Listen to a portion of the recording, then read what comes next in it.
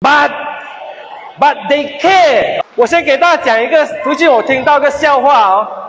这个笑话呢是一个马来高级公务员他所讲的。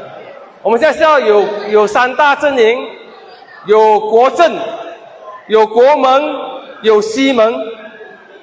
他讲这国政呢，他们什么都懂什么 contract， 什么lubang，什么都懂。They know everything， 但是他们不管 ，they don't care。They know, but they don't care。什么 don't care 呢？真正那些为民造福的东西，他们 don't care。那么国盟呢？那个公务员想了想，哎呀，国盟啊 ，they don't know， 因为他们新人嘛 ，they don't know，but they also don't care， 他们也不管，争权夺利罢了。哪一个国盟能看得真心为国家、为人民的吗？那么我们就问这样西盟呢？西盟怎样？